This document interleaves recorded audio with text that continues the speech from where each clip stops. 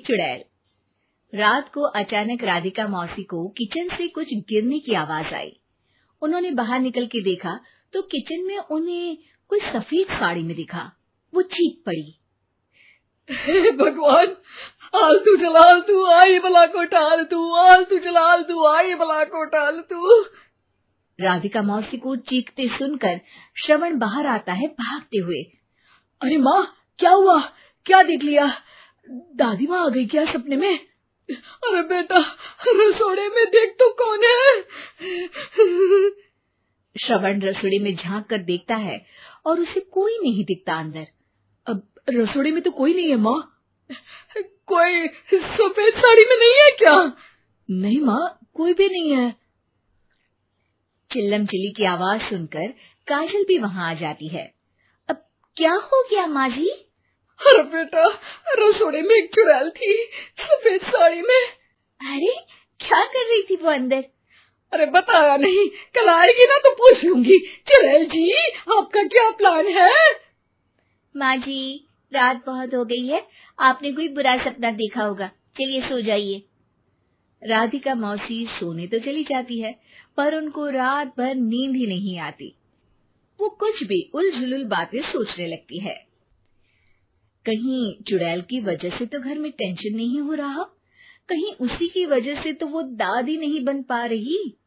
सुबह जब राधिका मौसी रसोड़े में छानबीन करती है तो पाती है कि नींबू का अचार गायब है।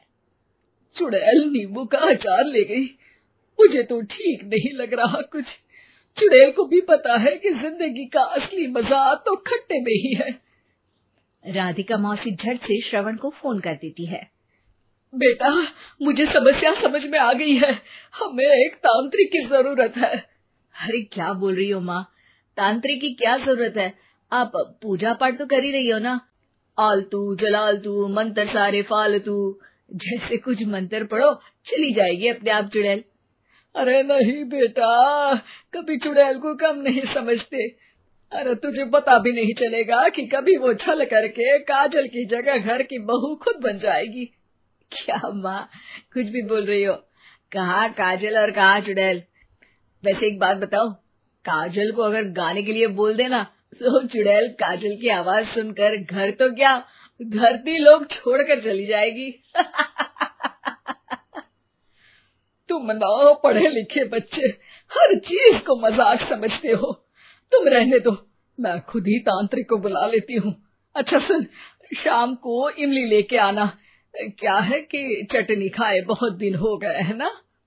नहीं माँ, इमली तांत्रिक से ही मंगवा लो ना, आटा वगैरह भी उसी से पिसवा लेना। देखो मुझे काम करना है।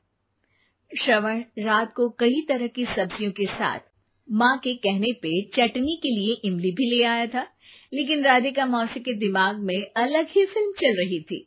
उन्हें अब सिर्फ शक ही नहीं यकीन होने लगा था कि शायद चुड़ैल ने श्रवण पर अपना जाल बिछा दिया था, जिस वजह से श्रवण उनकी बात ही नहीं मान रहा था। पर कोई नहीं, आने वाली रात में राधिका मौसी खुद तैयार हो गई चुड़ैल को पकड़ने के लिए। रुद्राक्ष की माला, तुलसी का पत्ता, हनुमान चालीसा सब हाथ के पास ही था, बस चुड़ैल का इंतजार था। और जैसा राधिका मौसी ने सोचा था वैसा ही हुआ। वो चुड़ैल उस रात भी आई, पर वो राधिका मौसी से तेज निकली और राधिका मौसी के उससे पकड़ने के पहले ही वो भाग खड़ी हुई। जरूर बहू पे साया है उस चुड़ैल का, तभी तो श्रवण के कमरे में गई है। और अगली सुबह राधिका मौसी पिछली रात हुए हमले में किन चीजों का नुकसान हुआ उसका हिसाब लगा रही थी। उनके खेमे से एक आम के अचार की शीशी भी गायब हो चुकी थी, और वो इमली भी जो कल श्रवण लेकर आया था। राधिका मौसी इस बारे में सोच ही रही थी कि श्रवण जल्दी से रसोड़े में आकर दवाइयों की पोटली ढूंढने लगता है। अरे बेटा, क्या हो गया? अब माँ, वो काजल की तबीयत खराब है, बहुत घबराहट हो रही है उसे। हे भगवान, मैंने पहले ही कहा था कि तांत्रिक को बुला लेते हैं, पर नहीं। अब देखो, उस चुड़ैल ने काजल को अपने वश में करना शुरू भी कर दिया है। हालांकि श्रवण भूतों में विश्वास नहीं करता था, पर अब वो भी डर जाता है और राजी हो जाता है एक तांत्रिक को बुलाने के लिए। कुछ ही घंटों में तांत्रिक आ जाते हैं और राधिका मौसी तांत्रिक जी को सब बता देती है।